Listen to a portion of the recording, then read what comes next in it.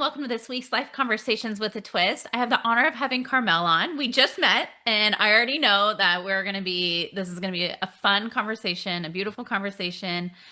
So thank you for being here today, and welcome to the podcast. Oh, thank you so much, Heather. It's really a pleasure to be here. I'm excited to dive into your particular flavor of how you cast, right? Like we were talking about that, and you love that organic, which of course I do as well. If it isn't just who we really are and that authenticity and that realness, then why would we be spending the time? So I'm really excited to be here. Thank you so much for having me. Yes. So tell the listeners a little bit about who you are, where you sit in life, where you live, and then we're going to dive into the work that you're doing. And I know I'm going to have a million trillion questions for you. Great. Well, and I'm sure so much of that will come up as we're talking too. But I've been a coach for the last 25 plus years. And before that, I owned a wellness center for 20 years with my former wife, and became an entrepreneur. We started our whole venture when I was 20, 21 years old. And we were in the black within 3 months and had all of our startup costs paid off in the first 2 years. And my journey as an entrepreneur was born. I was working corporate at the same time, and I left that entirely when I was, I think, 28, because it was sucking my soul dry. And I tried consulting, and I did consulting for a little while, and I just found that I I wasn't doing what I loved. So maybe this is Mhm. kind of going to tie into where we go, this tangent that we take, because I was thinking, where am I going to go with this question you ask about what's the twist in your life, right? And I didn't know, and I have some different thoughts and ideas, but I thought I would just here it is, organic.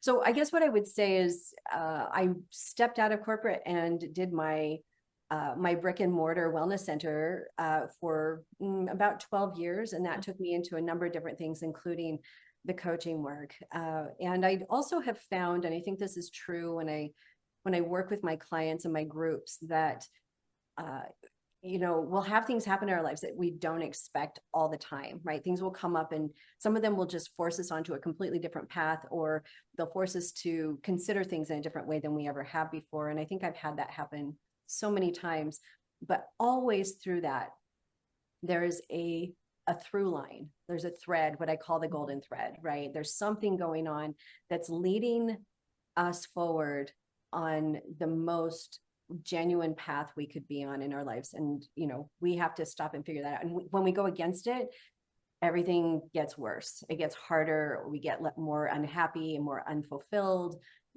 all of that kind of stuff. So I think that's kind of the general course my life has taken. And then, I've had a series of events happen after that where I left all of that world, reinvented my entire life, my business, everything went from brick and mortar offices to global business with my coaching work, and brought it into corporate leadership trainings, working with executive women all over the world.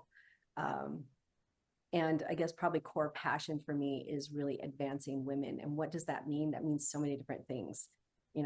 I had a conversation just this week with one of my clients, working to help her advance herself by how she takes care of herself. She's an executive, right? And they have Mhm. another woman I'm working with, a client today, and she's in Brazil, and her vision has been too small for who she is, and so she's been working with me to try and figure out how to expand her vision. So today we had a huge breakthrough, which I was so excited about, Hey. because she came in and she's like, I think I need to not just do this one thing, I need to duplicate that like 5 times over. And I was like, oh, here we are. And she was lit up like Las Vegas, right? Like, so advancing women for me is this kind of really core passion. And I think what I'd probably say is my life has been one of advancing myself according to finding what is aligned and what's next. But I know I'm just talking a lot right here at the beginning, but, and there are questions that I want to dive into, but I just want to add this in, that among all the other really amazing things, my international women's retreats and traveling and living globally, having created location independence for myself with my work, um, the pandemic, like when that hit, right? I'm going to tell you, like, this is kind of the unpopular thing, but like I was relieved because it took me off the hook of everything and everyone for a while. Oh my gosh, you're Right? so, some days I'm like, I wish we could go back to COVID. I Right? would love to have nothing on my calendar and Nothing. just like be, and then, oh, you can't even go anywhere. So now you have to like just figure it out at home and like create different Yes. experiences. So I actually believe I loved Okay. COVID. So I'm I'm with you. so glad. I'm so glad you understand. And I have dear people who lost loved ones. And so Yeah. I totally hold that in my heart. I know for myself, I felt like what I try to do when I travel and work from other places in the world, people think, oh, she's not accessible. And I'm like, oh, thank God. Like everything gets quieter, right? And you need that break. Mhm. But that also led me forward into this last 5 years and a number of personal losses that happened, as well as like some huge business challenges, worse than I think probably harder than any I'd ever experienced in my life up to this point of being an entrepreneur. And the result of that was something I've never heard termed, but I came up with the term, and maybe somebody else did too, but entrepreneurial trauma. Mm. And that is now something that I recognize and am looking for when I'm working with entrepreneurs. Are we experiencing entrepreneurial trauma? And it's a real thing. Like where it left me was this, I've always been driven and always had connection to my vision. And or if I wasn't connected, I was on the path to get there. And entrepreneurial trauma left me in this place where I couldn't connect at all. Like everything was like blank and fuzzy for me. Like, and so anyway, I just think it's kind of an interesting topic and idea that maybe if you want to, we can dive into. So Yeah, oh, I wrote down all these kinds of notes. It's so interesting how so many people that I've had, especially on my podcast, are women that I've met that are doing the work that we're doing, whether that's coaching or consulting or, we build our own empire, whatever that is. All of us started from this like corporate world of where we worked for someone else and we hustled for someone else and we made money for someone else. And I mean, that was the breakthrough for me. I was like, why am I like losing time with my family and stressing about things that I can't control for somebody else? I'd rather do that for myself. And so it's just so interesting how, as we grow, and especially in our business or in our personal world, all of these little things lead us to where we are today. And you're always in the mess of it. Like I'm in the mess of it of like, okay, now what's next, right? But it always leads you, and it sounds like we're on the same path where it always leads you in the right direction. it does. I mean, I had somebody say to me, a client just the other day, we're talking about the different classrooms of our lives, right? And being able to see, this relationship is a classroom for me. And, my early childhood was a classroom for me. And this job is a classroom for me. Like being able to look at things instead of looking at them in this lens of, something that happened to me or uh, something that is me, right? To be able to externalize it and say, oh, this is just a classroom and I'm learning in it. And she said, but what if this is the wrong classroom? And it was this moment for me where I was like, whoa, like I haven't gone into that question for like decades, right? Yeah. And the moment she said it, and I waited and I listened to her and she finished her thought. And I said, darling, there is no such thing as a wrong classroom. No such Hmm. thing. There can be really difficult classrooms, Hmm. right? I've been through a couple of those in the last 5 years. Like I do not want to repeat, but I will tell you, there's no wrong classroom. And, there's something really uh, encouraging and peaceful about that. Don't you think? Absolutely. I never thought of it that way, but you're totally right. Yeah. And I'm in a transition right now with my business. I started my business. I was like, okay, this is what I want to do. But because I didn't have that clarity at first and I just started and then I took on projects and I took on clients that didn't fulfill me, Oh, I've this last year just been in this mess of what am I doing? Like this is totally not what I want to be doing. So I have at the end of December, I have cleared out my clients. I have zero clients at this point after December, which is a little scary, but I'm investing in now getting really clear about what it is that I want to educate people on and what I want to like fill my cup with. And I don't want to take on projects and clients that don't align with my values. And it's like you get to that point where it's like, ding. and you're like, oh my gosh, what have I been doing? Why is it like this? Okay, I just have to commend you for that kind of courage. And especially at this stage, like I did that early on in my coaching work, right back when I think I was 30 years old. To actually do that with making these transitions to say, this is not aligned, this is not the right thing, and to complete the relationships and the work, you know, the clients and all of that, to complete them with all the love and best intentions we have, right? And at the same time to say very clearly, and I'm moving in the direction and figuring it out, giving myself the grace and the time to figure it out for exactly what's aligned for me. That is an amazing amount of courage, Heather. Like, Thank you. wow, wow, wow. Well, and I've had my hands in so many pots, and anybody who's followed me along my journey, I do women's retreats, which I'm actually interested to hear about yours. I do women's retreats. I have my podcast. I do consulting, but then like I've picked up different projects. So my name is kind of like stamped all over, and I own another business with my husband, and I'm constantly doing all of these things. And I finally got to a point where I'm like, I can't keep doing this. This is not sustainable. But I feel like every little thing that I've had my hands in have gave me a lot of clarity of, again, what I want to do and what I don't want to do. So I always challenge people, like, try different things. I've always been like that. Everyone's like, Heather, you're always like trying this or trying that. But I'm like, I want to find the thing that fuels my soul. And I know that I haven't found it yet, but I feel like I'm at least now like on the right path to do it.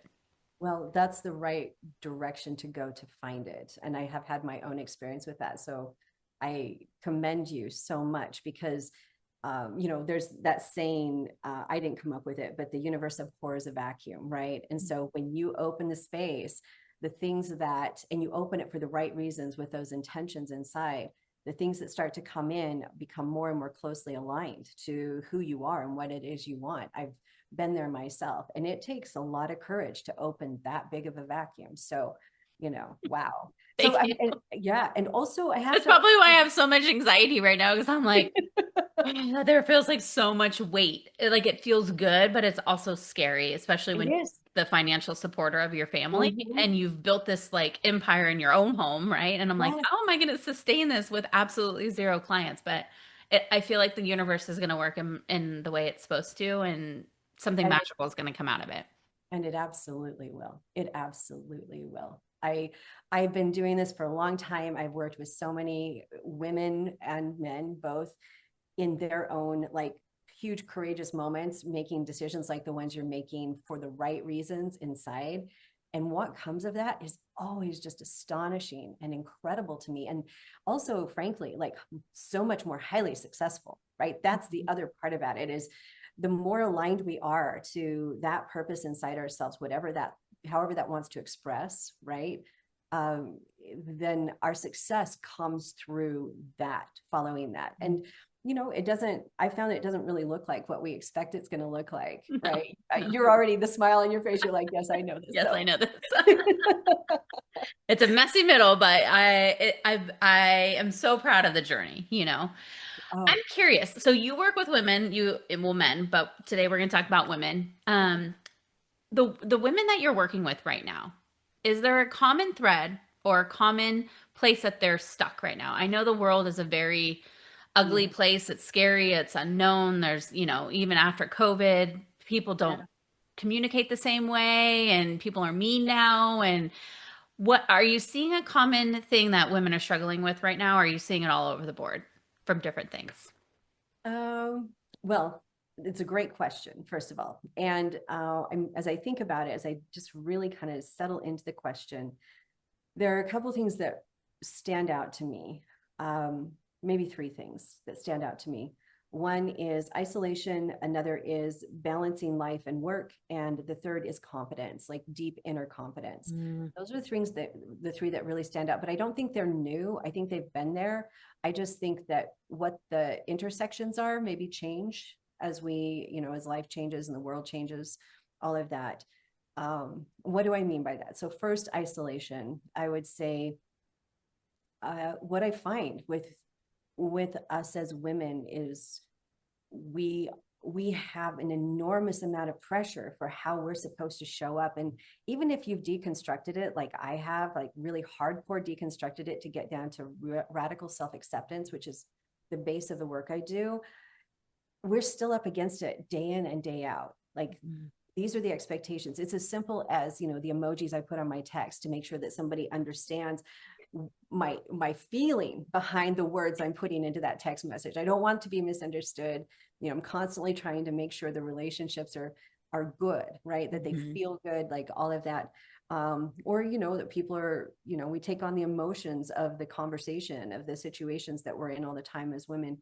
And because of that, I think we isolate ourselves a lot, or we take on all these responsibilities and other people around us maybe don't take on even half the responsibilities we've taken on. That's isolating by itself, right? Like, it just is. There's no way around it. And how do we move ourselves out of that way of thinking, out of that story, right? Like, I think it's really important. How do we move ourselves out of that story of isolation? So I want to mention that. And then the next thing is the balance of life and work. And you notice that I put it in that order. Everybody, what you see out there is work-life balance. And I get kind of angry about when I hear work-life balance, because I'm like, no. It's balancing life and work, right? Like, that's the right order of things, in my opinion. In the United States, because I've lived and worked all over the world, in the United States, like nowhere else on the planet, we are so imbalanced. And when I land back in the country, every single time, it feels, when that plane touches down, I feel this wave, like a tsunami behind me, just pick me up and start shoving me forward at 1,000 miles an hour every single time. It's just very violent against our central nervous systems. I mean, that's, what I can say about it. So, how do we, as women, we want to be successful. The race has been laid out. We're trying to make our place and compete, or, form our success within a context that wasn't created around the realities of women's lives. Let's be honest about that too, right? So I educate women and help them to recognize the problem doesn't lie with them when it comes to this. The problem needs to be solved in the context of our workspaces and our relationships, where our relationships need to carry more equal weight, right? I find that to be all the time, that we tacitly take on gender roles that end up putting the majority of the responsibility or the everyday work on our own shoulders. Why does that need to be the case? We are not somehow better suited or capable. There are amazing, wonderful, single fathers out there, right? And they're doing it. So, like, it's conversations, with partners, and making sure, like, let's figure out how to make this more equitable in those ways on the personal side. And then on the professional side, I walk women through the conversations with their employers, or if they are an employer, or if they're an entrepreneur, walk them through those conversations of how to tell the story from the perspective of, I'm going to create balance in my life, and my work is a part of that. And once we start to tell the story differently, the reality changes. It's as simple as that. I tried an experiment years ago, because I was constantly saying to people, oh, I'm so busy. I'm so sorry. We haven't gotten together. I'm so, I'm just crazy. It's crazy, busy, busy, crazy, busy, coming out of my mouth constantly. Yep. And I stopped one day and I thought, this is not the life I want. I don't want a life that is so frantic and frenetic that I can't experience my everyday. Like my Well, it like shakes your nervous system up. shakes your nervous You're system. just like, like you're like so angst all the time, because you Right. feel that busyness. Right. And you're constantly chasing to make sure that no balls get dropped and everybody's happy, and like all of this stuff, right? Like, it's awful. And so I decided to try this experiment where I started telling myself the story, I've got all the time in the world. I've got all the time. And when I would answer people, or talk to them, I would say things in a different way. I had to stop and think about, what were my phrases now? Because they weren't going to be the same ones I've been using for a long time. So I came up with these phrases of, everything's just moving forward at its perfect pace. And I'm able to do what I need to, and I'm just taking really good care of every single thing. Like, I created a different narrative. And as I started to do that, I noticed within about 2 weeks, my whole experience of my life had smoothed into, like, everything fitting into its place. and I wasn't running or chasing. And Interesting. I thought, is that really possible? Could that really? And obviously I don't have children, so I'm going to just acknowledge I don't have children, but maybe there's still more possible than what we know. Even Well, if and it's funny that you say that because I speak a lot around like networking and how you network and how you show up to network and how you communicate with people and like and I fall guilty of this all the time, but it's something that I try consciously to like not do is when you see someone you're like, "Oh, how have you been?" and they're like, I'm so busy." And as a potential client or possible like vendor partner or whatever that looks like, you're like, I don't want to hear that. I don't want to hear that. Oh my God, I'm so busy. Like, because you want to know, do you even have time for me at that point?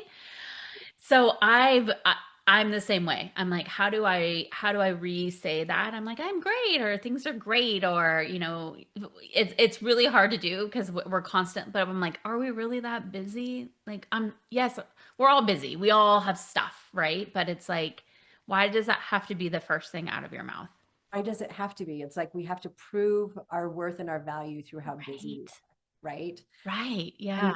I don't think that's effective for us as women, especially. Like, I don't know. I mean, I can't speak to men's experience because I'm not a man, but I know as women, we put so much on ourselves all the time that I don't think it helps us to front every conversation with that story, Well, and right? it's even like introducing yourself.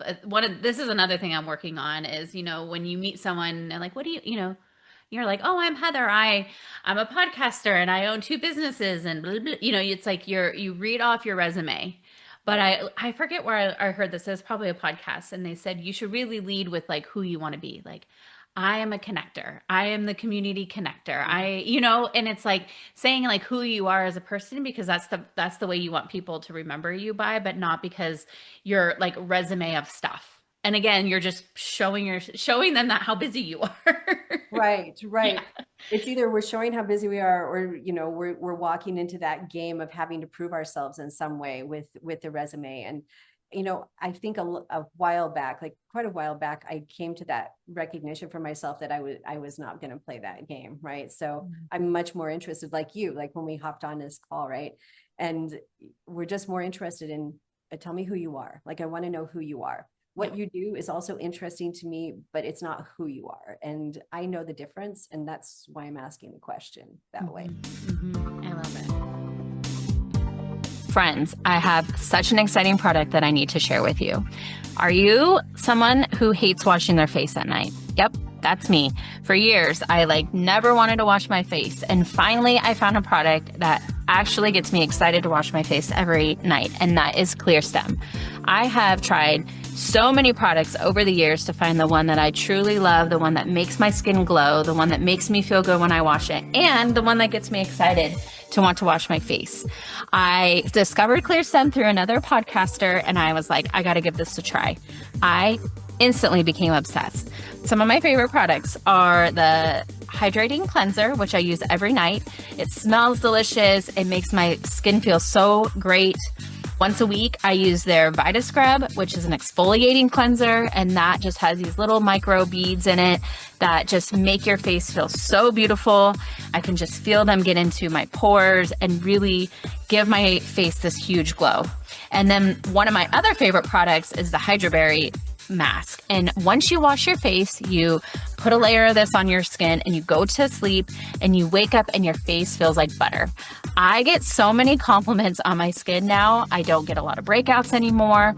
My face feels nice and hydrated and bright. And it's all because of the Clear Stem product. What I love about them is that their products are all clean. They're good for your skin, they're good for your body, and they have so many different product lines based on the type of skin you have. So go down in the show notes, click on the link. I'm giving 15% off to anybody who uses my code, and I promise you, once you try this, you are going to be obsessed just as much I am. So again, go down to the show notes, click on the link, receive 15% off, and give Clear Stem a try. I promise you will not regret it.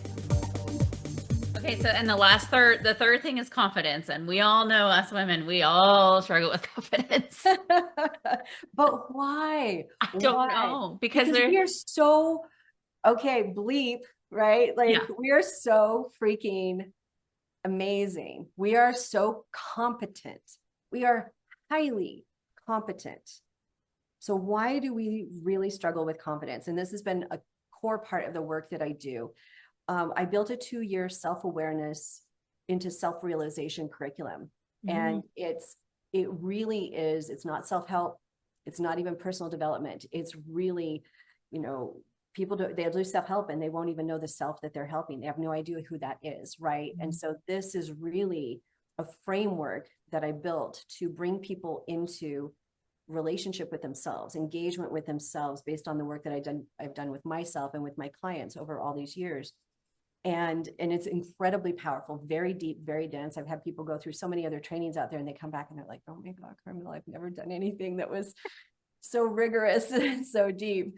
And I'm like, all right, just hang in there. It's going to be okay. But why? Because, and I'll say this, Heather, and I think you feel the same way just based on our conversation so far. Inside of us, there is no problem. Like at the core of who we are, we actually love ourselves and we accept ourselves 100%. So how do we get down to that point? And that's the confidence I'm talking about. I don't want people to get confident based on their resume or their accomplishments. I don't want people to base their confidence on who they know and who knows them, right? Like all of those things are very surface, right? Compared to the confidence of self that says, I don't need to prove myself to anybody because I accept myself so completely. That radical self-acceptance is the true center of confidence inside of us as human beings. And for women, we are constantly, I mean, the pink tax is a perfect example, right? The pink tax is that tax that's put on women's products, and it's for real, right? It's that invisible tax where women's products are priced significantly higher than men's products because we are sold a constant diet of inadequacy and not enough. I did not know that was an actual thing. It's an actual thing. Like if any of your listeners get online, look up the pink tax and you will find the research behind it, the articles out there, right? We are fed that constant diet of inadequacy and insufficiency. And so, and what are we doing to fill it? And people are, we're constantly being sold. You need to buy this. You need to buy this. You need to buy this. You need to buy this. Right? This idea, there's so many layers. And then you put on top of that, these cultural layers of, if you're a mom, right? And most women are moms. You have the mom guilt automatically, right? Because you love these little people so much and you want everything that be perfect for them and everything that's the best for them. And then on top of that, you are a person with your own hopes and dreams and your desires and possibly and likely your own career, all of those things, or your own job. There's so much on us that we are trying to show up to, and these expectations that are external to us. There's no wonder that we come into a crisis of confidence all the time as women. So I'm passionate about helping women start to recognize and put into their proper boxes. Oh, this belongs here. This is not me. This belongs here. This is external. This belongs here. It's on a personal level. Here's an internal piece I can work on. That I have control over. And the rest of it doesn't have anything to do with me. I am going to redefine my reality to really recognize that my confidence is based on something internal, and I'm not validating myself externally on an ongoing basis anymore. I mean, what if all the women in the world did that? What would happen? We would be one powerful. I know. I mean, we already are, but right? Yeah. Right. We're Yeah. the last of the party of how competent and incredible we are. Because then that's like all that would be running for president is all these amazing women. And we're like, we're here to show up because we are confident and we know what we can do. We know what we can do. I mean, absolutely. And I see that the world over with women everywhere. It's, not just in the US, but everywhere. So that's what I see as the common threads to answer your question of where I am with women, what comes up frequently all over with women throughout the world. And based on those three things, that's kind of the work that you do, is help them get clarity on that and how to move through that. Yes, that's exactly right. I mean, that's a very, there's so much there. Obviously, that's a perfect little statement to say, yes, these are core parts of the work that I do with women. Again, there's no, magic pill that is balancing your life and your work. There is, and this is one thing I will add in today because I think it's so important and powerful. There is getting clear on what your non-negotiables are. That's where I start with women with their balancing life and work, is you need to create a list of your own non-negotiables personally and professionally, right? And on personal, it can't just be your family or your children or your partner or whatever. It also has to be yourself, your person. So getting all those non-negotiables clear and then looking at them to see where the contradictions are, where the challenges to each other are. And then we can work on those challenge areas, right? Work on the challenge areas for the non-negotiables. Sometimes women will do the list and they'll realize, oh, that just reoriented me and I'm good. Like I've got it. Like now that I have my feet on the ground of my non-negotiables, I know what to say no to. I know how to not play somebody else's game, but play my own game, you know, this kind of thing. So I would say the non-negotiables is important. And then the second part of that is the balancing of life and work is not an arrival. It will not be an arrival. So please, if you're a woman listening to this, or you know women and you've listened to this, please share this message. Please, please.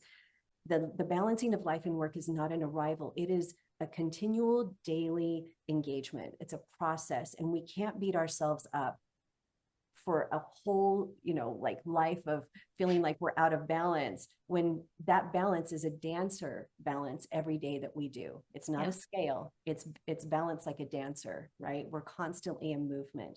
So we're just focused on today and how do I best balance today? That's all I'm going to worry about.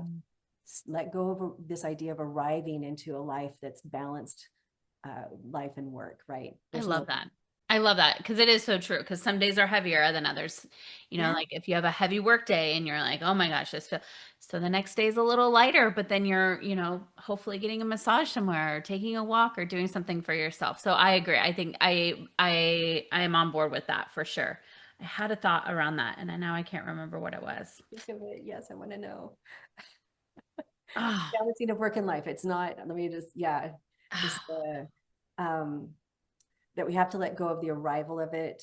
And it's like a dancer, not like a scale. Let's see, what else do we say? It'll come back to me. It'll come back to you. It will come back to me. I think the thing for me, and I'm going to ask this question because literally I'm on a group text with a bunch of women and we're in a fantasy football league. You know, we're like football fans. Well, we try to be. And I hadn't heard from anyone in a while. And so today I texted everyone. I was like, hey, just checking in. Like everyone's been kind of quiet. And I would say most of them are like, we've been in a rut. We're in this like rut, including myself. I was like, I'm literally in a rut and I'm trying to dig my way out. What's some advice or some easy tips that somebody could take away just to kind of like either change your mood or shake things up a bit? I'm curious to hear what your thoughts are around that. You know, besides get a coach, because we all know. Right. I mean, obviously. Yeah. We all need coaching for sure. We do. Somebody in our corner who's completely advocating for us and helping us see outside ourselves. That's such a really great question. Really great question, Heather, because all of us have this experience. So if you're coming across that, I mean, there are a number of things that come into my mind. The first thing that I want to say is what I will always say. Our own hearts know how to lead us to what we want and need if we listen to and pay attention to them. So instead of fighting my heart, I need to just stop and take some deep breaths, create some quiet for myself and listen and ask my own heart what it is that I need. Is it the massage? Is it, for me, it's solitude. I need to balance all of the giving in my life with solitude. So what does my solitude look like? It can look like, binging a Netflix series or getting on my exercise bike or going on a hike or, even just catching up with somebody that I adore over drinks in the evening, something like that, reading a book. There's so many different ways that I can show up to what I need. Sometimes it's a lot more sleep. So but here's the thing. I just came off a retreat and that was one of the things that was talked about is that we don't give ourselves permission to do those things. Exactly. We don't give ourselves permission to binge watch all day on a Sunday Netflix. You Right. feel guilty. And then we're Exactly. like, oh my God, we got to get up and we have to like go do dishes or there's always these like things that are constantly like, we have to do this, but to give ourselves the space to just be.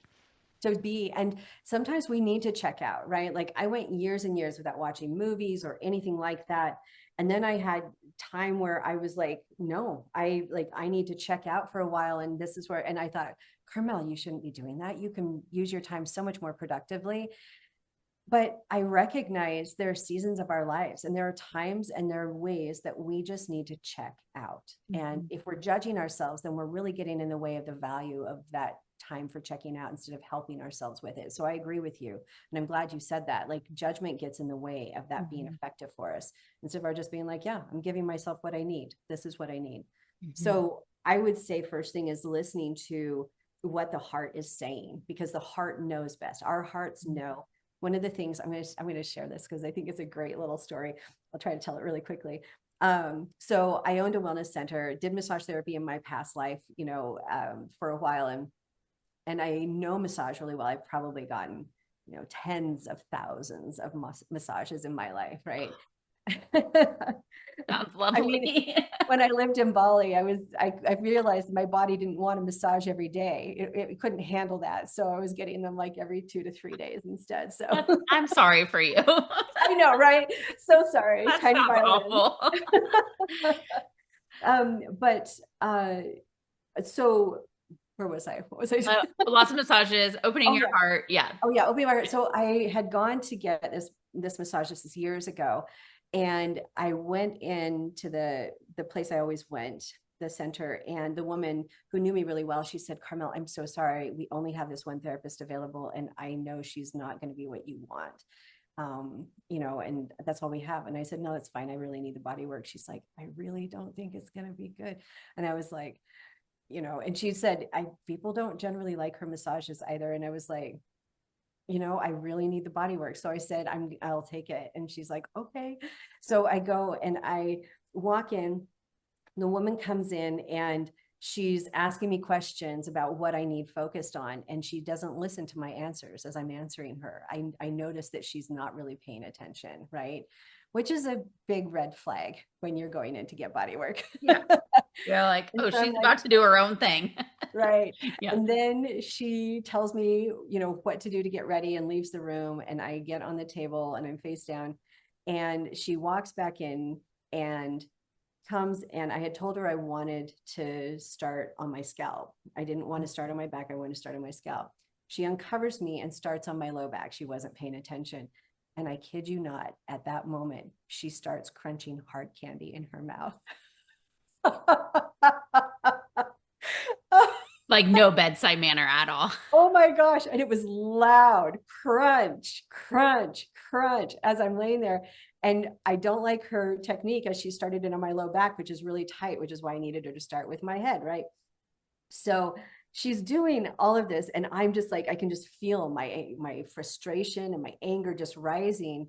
And I had started a new practice in my life about 3 weeks before this, where I decided, instead of trying to control everything, which I tend to do in my life, I was going to just stop and say, I open myself to receive all my heart desires. I open myself to receive all my heart desires and literally let go of everything. Just let go and just keep reciting this mantra. And in that moment where everything's just amping inside of me, I just stopped, took a deep breath, and started my mantra. I opened myself to receive all my heart desires. And I just kept repeating it over and over again. And what happened next was extraordinary. Her touch changed and it actually started to become really good. She must have finished her candy because the crunching stopped. Thank God. And then she started to move and listen to my body. And I let go and just continued my mantra. And I ended up having one of the best massages I've ever had.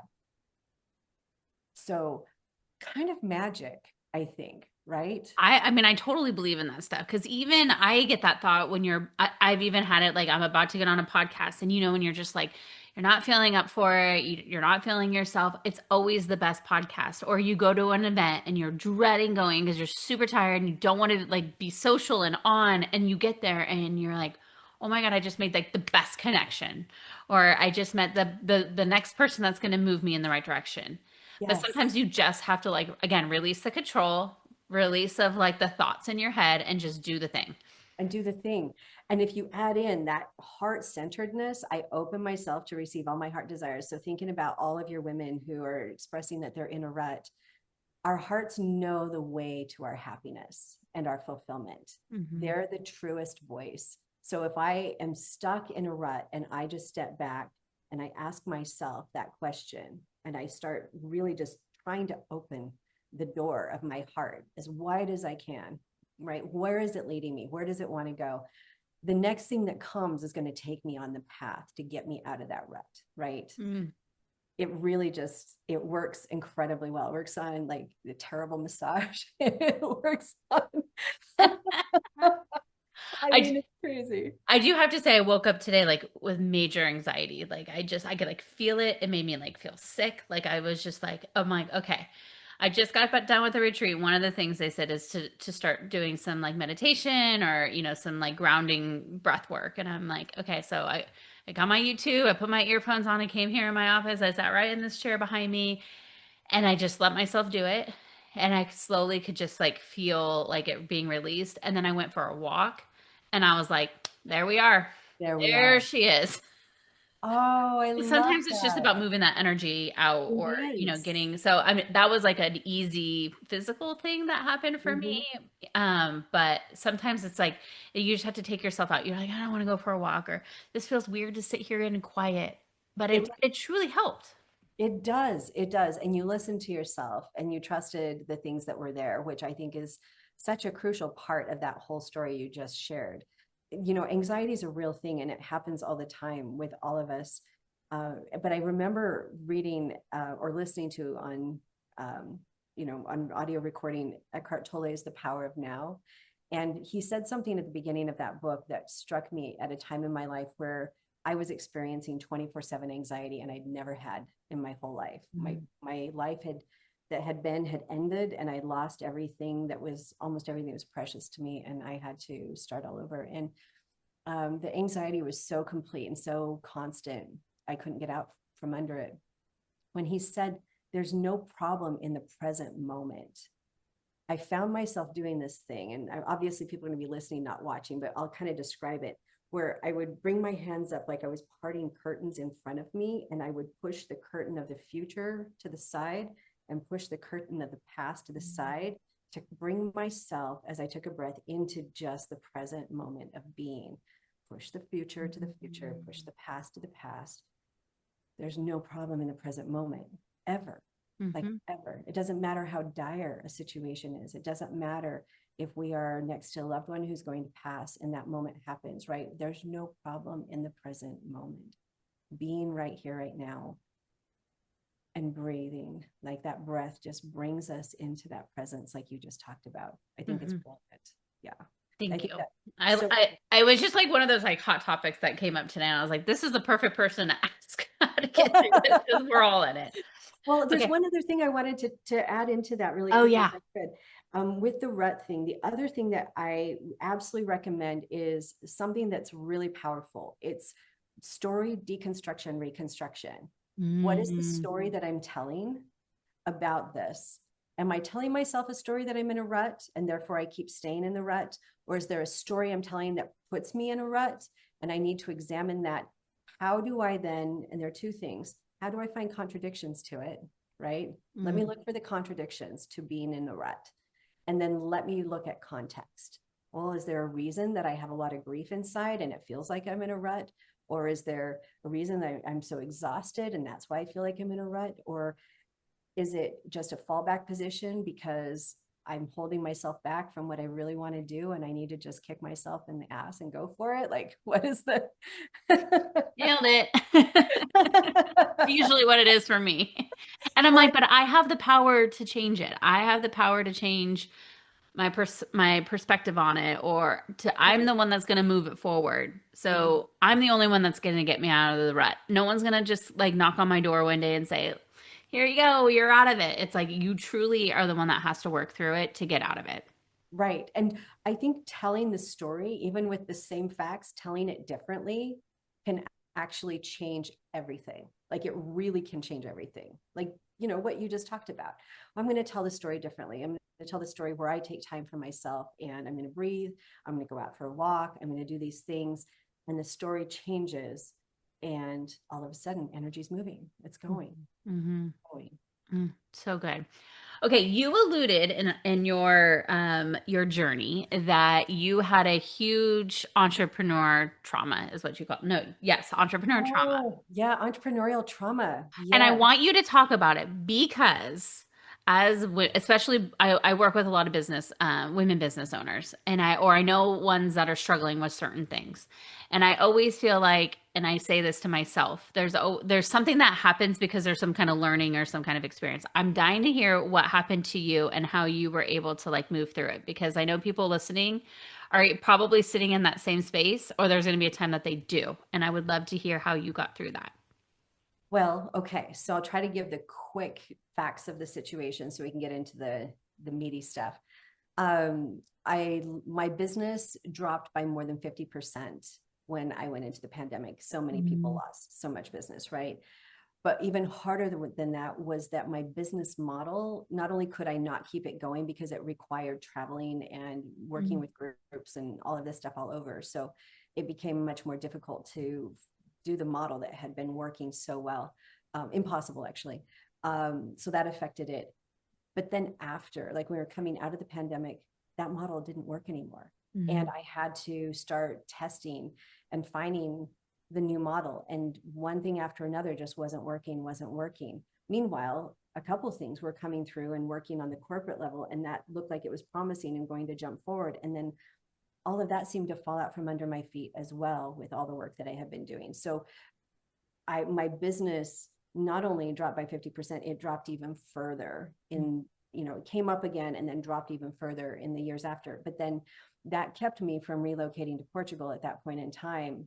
And then my dad passed away. And I was here, not there. And that was a very important thing because I ended up carrying my family in that period, from the moment he went into hospital. And then after that, I've been, single for 15 years and expected that I would remain single for the rest of my life in one form or another. But I ended up in that same year meeting this person randomly and ended up falling in love and being in this amazing relationship. And then, fast forward another, things start to move and start to pick up. I guess what I would say is there were so many different things that happened that caused me to be in a situation where not only the loss of revenue, but the forced trust walk. And I've done a lot of trust walk. I have flung myself off the cliff and built the plane on the way down multiple times, right? So at first it was like, oh yeah, no, I know how to do this. This is fine. I've done this many times, right? But then the plane kept not coming together that I was building over and over and over and over and over.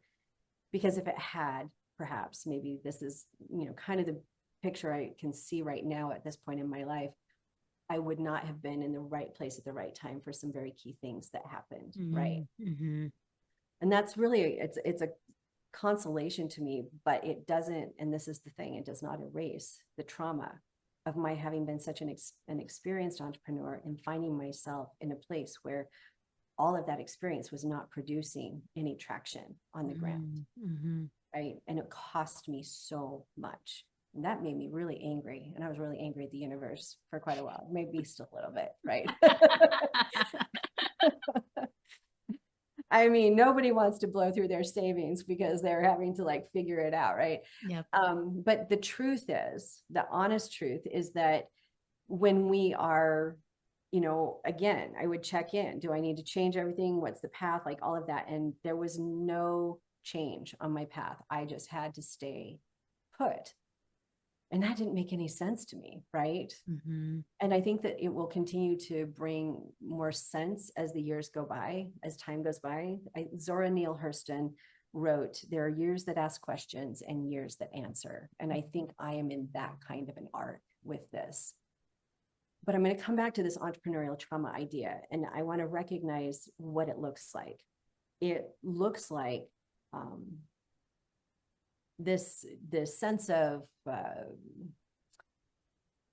disconnection from your work and your business, and you're trying to get connected to it, and your heart just can't connect, right? And your brain struggles to connect too. And so you're trying to put together the marketing campaigns, or you're trying to handle your social media, or you're trying to, put together proposals for clients, or whatever it is that you're doing. And you find that even if you can do it, it takes so much more effort for you to do it than normal, right? And you don't feel that intrinsic motivation. I think that's one of the key factors in entrepreneurial trauma, is that our intrinsic motivation, which is what drives an entrepreneur, right? All of a sudden has like bottomed out. And I came to recognize that intrinsic motivation is the spark or the force inside the blood of being an entrepreneur. And it's like the adrenal system, right? When you use up your intrinsic motivation to stay in the game, when you're not getting things to work over and over and over again, and you put everything in and you keep doing it, you burn out your intrinsic motivation, just like we burn out our adrenals. And what happens when you burn out your adrenals? You have to full stop. You cannot, a few nights good sleep is not going to rebuild your adrenals when they get burned out, right? Or landing a huge, great contract. Those don't solve entrepreneurial trauma. What we're having to do is really do the work of healing ourselves first, and then healing our businesses. And the path is not a linear path for sure. So is this ringing any bells? Is it? I pretty much think you just identified where I'm sitting right now in my life of my career, because that's how I feel. I'm like, I know I need to do the work, and I'm just like, okay, it's like on the to-do list, and it keeps getting moved to the you know what I mean? It's like, okay, I need to just sit down and do it. And I'm like, I just been struggling with it. But it's like, I know I need to, but I also know that I have personal things that I need to work through first to get the clarity to do that. So yes, I resonate with all of that. Thank you. Thank you for sharing that with me too, because when I hit the nail on the head, I was actually so my organizational director also, she's a consultant. She works with a number of different clients, and she's brilliant at what she does. And she does a year-end like planning for the coming year, but her planning is very different. I do that with my clients, but not in the same way she does. She has you go through, because she's an efficiency expert, based in heart and soul and how you operate. You need to create your business around how you operate, right? So she does this year-end thing. And what I found as I was going through her year-end program, trying to do this planning, is I would look at her prompts and her questions, and my eyes would glaze over. So it's the very thing you're talking about. Like, I could not get into it. And then I'd show up in the groups, and everybody's just like sparking and sharing and everything. And I am like flat. Yeah. There's no heartbeat, like none. Right. And I can't make it up. I can't, like, I can't be fake to save my life. So there's no making anything up. I would just sit quietly, which is not like me at all, obviously, as we're sitting here. But I just sat there, and I was at a loss. I was showing up to the thing, and I had nothing to give. There was nothing there. And then finally one day I was just like, okay. And I just jumped in, and I pulled off all of those expectations I had on myself, and just said the thing that was there. And as I said it, as I was like, I just find myself staring at these pages and the prompts, and I cannot answer the questions. And I actually started to say it out loud. That was when all of a sudden out of my mouth came, I have been through so much in these last years, and I am really struggling with entrepreneurial trauma. I said the term, and I'd never heard it before. I looked it up. I couldn't find it anywhere. I was like, oh my God, this is it. Like, and it came out of my mouth, and I felt this like, oh, that's it. That's why. There's not something wrong with me. I thought there was something wrong with me. I kept trying to like force it. But instead, I had to stop and recognize, just like I work with my clients who've been through trauma, stop forcing it. Like, don't force. You cannot force. When somebody is dealing with trauma, you stop and you listen, you trust, you ask questions, and you listen some more. And then you find what is the way that it will move forward on its own. And then you start to trust that and follow that with them. Well, that's what I had to do with myself. So fast forward, a year's time, right? And things are really like starting to move again and pick up. And because I stopped forcing, I stopped putting all these expectations on myself, and I instead just started grieving, and I started being honest about what had happened and not expecting, well, and here's another part, not putting on myself that there was something wrong with me or that I had failed, right? Because those are the other two lies that we as women do all the time. Oh, there's something wrong with me. Oh, I failed. I am a failure. Like I can't, after all these successes, right? Suddenly none of that matters. And I'm just an abject failure. Like it doesn't exist, right? There's no such thing. And so once I was able to start to listen to and work through these things, and do the work that I needed to do, right? Everything started to heal, and I was able to start to have traction. And, and now I'm at that point where like those prompts are exciting again. And that's where, your adrenals have healed. The adrenals of your intrinsic motivation have healed because you're excited to be able to engage in those conversations and be able to build the things that you need to build. So I think so good. That was beautiful. That was great. I love that so much because I know that will resonate with so many entrepreneurs right now because we all get to that point where we're like, hey, what's next? It feels like I hit the end of the road, and you're like, or you have to pivot. And we love that word, but we have to change what our business looks like based on the economy or based on what the needs of the clients are and those kinds of things. And so you gave me a lot of clarity.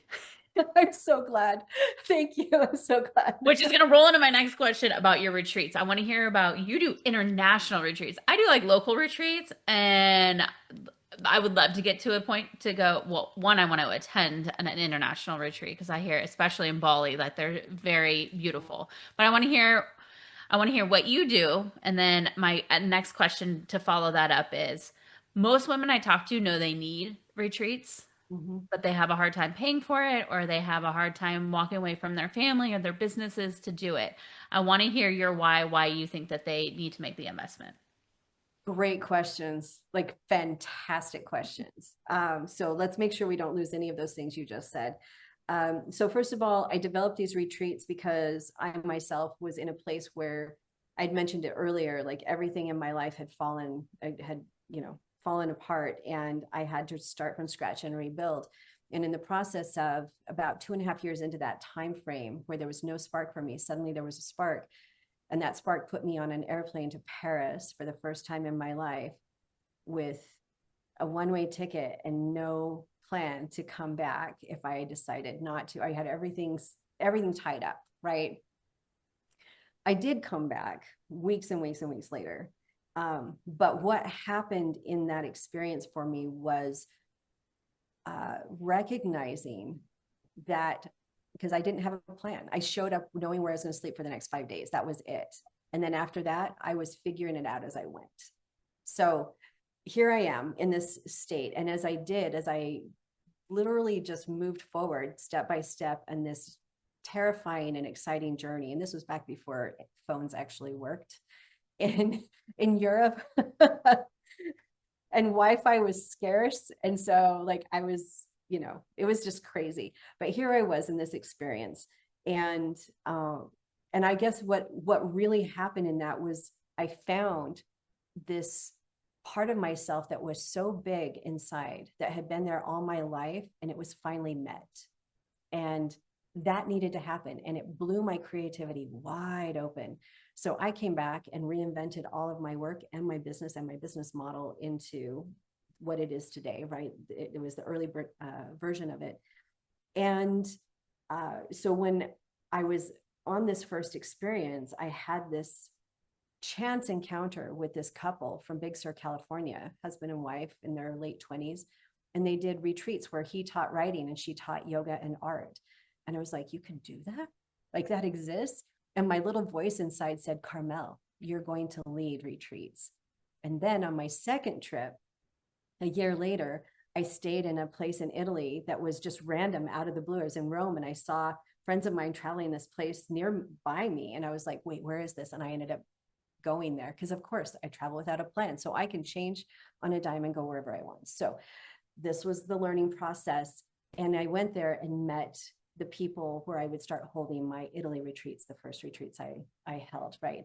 So all of this happened. I've held retreats in India, Bali. So I guess the thing that I want to say in that is I developed these because I found as a woman that I belonged in the whole world. And I saw that as women, we don't know that until we do it. I want women to feel and know themselves belonging to that big of a space, the whole world. And when you know that, then you walk back into your life, into your family, into your relationships, into your business, into your career. You walk back in with all the parts of you expanded massively. There's no way that you don't change. And as you walk back in, you start to shift your life to match all of the bigness that you are inside. That's what I want women to really see, because we're so used to doing for everybody. This leads me into your other questions, right? That we don't, in not doing for ourselves, we have cut off the perspective of who we are to a great degree. And we really need to expand that perspective. And my adventures, I think that I would call them more adventures than retreats, but my adventures are specifically that. They're carefully curated, but so open and open-ended for adventure that women are able to discover and know themselves to a global degree for their time spent. And the stories I could tell you about what comes from women coming on these adventures and these retreats are extraordinary. They're just amazing. Anyway, so that's the quick version, or not so quick version of that. But what I will do then to tell you, to answer your question about women don't let themselves do it, right? They don't say yes when they should say yes. The top reason isn't financial, I have found. The top reason is all the other responsibilities that they feel they have that they can't possibly walk away from for 14 days. Because 1 week is Yours are not 14 days? Yeah, it's not enough. I can't even get like a day for people. And I'm like, it's just one day, literally. Yeah. Can't your husband like take your kids to school? Like, can someone else take the responsibility for a minute? Like, And it's crazy. that's the rewiring where we as women expect more of that equity in our lives, right? We expect more of the equity and responsibility that we deserve to have, right? So that we are supported. We deserve to be supported as women. And that's one of the things that I tackle or take on in these retreats or these adventures, is really coming into our own with how we choose to build our lives to be supported, because we are supporting all the time. It needs to be balanced. We need to find that balance. It can't just all rest on us all the time as women. It can't. I mean, if we define our value and our worth according to how much we can carry and how much we do for everybody else, where's the other side of that? Where's where our worth and value are worth being supported, worth being carried also? And that leads me into the financial side of it. So one of the things I've always created with my retreats, I want them to be affordable, but I also want to create the most expansive experiences that women can have when they're there. So I work really hard to do that, because I've traveled and I've learned how to travel very, what's the word? I can have incredible experiences without having to spend a ton of money. And I have one of my clients, she leads amazing retreats, and she's done the same thing. Like she wants women to have the same kind of experience where, you don't have to spend your whole year's, income on a retreat, for example. So anyway, so that all said, I do payment plans with my retreat participants ahead of time, so that they can just pay a bit every month toward it and get to that point, so that when they go on the retreat, it's all done. It's paid for.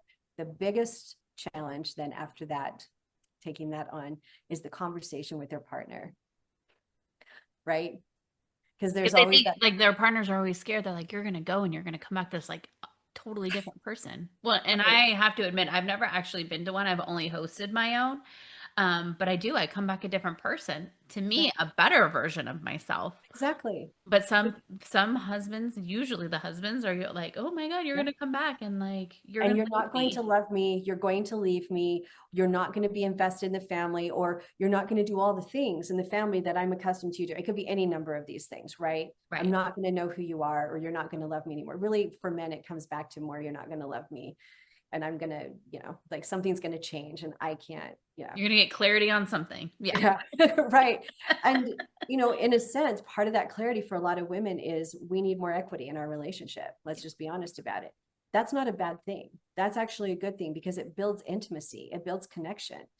And really, both people in the relationship benefit greatly from that. But what I would say is for women who want to do these retreats, to talk to their partners, their husbands, and say, I want you to find the thing too that you want to go do. And I want to support you doing that because we both are going to benefit from building ourselves, our relationship benefits. We should not be holding either of us back because we're afraid, because I don't, you're going to feel like it's unfair, or you're going to feel like, oh, we're spending that money on you, or, whatever the story might be. Challenge it directly and say, why would we build a relationship around that kind of holding ourselves back and holding each other back? Why can't we build a relationship around supporting and encouraging the most powerful growth and expansion of each of us? Our relationship should be able to grow from that, right? Absolutely. Yeah. This message is to all the women who don't want to come to retreats. It's to all women who want and they think that they can't, right? Right. Yeah. Yeah. Yeah, because they're you're called to it. We all are called to it in one form or another because we know it will bring us so much. I mean, your retreats, local as they might be, are transformational. I can already tell that about you. Yeah. So why would we hold ourselves back, and why do we have to excuse that kind of transformation and growth from our lives because we're afraid that somebody will be jealous of it? The people who love us should be supporting that, and we should be turning around and supporting them to find and pursue their things as well. Oh, so good. Carmel, I swear to God, I could talk to you all day because like I feel like there's so much we could talk about. But I do need to wrap up, but you have like given us so many little bits and pieces for us to like lean into, to think about, to noodle about, to implement in our own lives. But like what is the main message you want to leave the listeners with today? I already know what that is very clearly. And that is that there is nothing wrong with you or any of us. We are absolutely beautiful, whole beings, just as we are. And we do not need to prove anything to anybody. So that's the message. If there's one thing I could every person on the planet I could spend time with, that's what I want. You are everything already inside. You're the whole world. And I want you to believe that. And I want you to carry that forward every single day. That's what I want. Oh, I love that. And that is so beautiful and such a beautiful way to end this podcast. Thank you so much for being here. I have truly loved this conversation. I feel so fulfilled. And it was one of those days where I was struggling all day, and this is the best way to end it. So thank you again for being here. Thank you.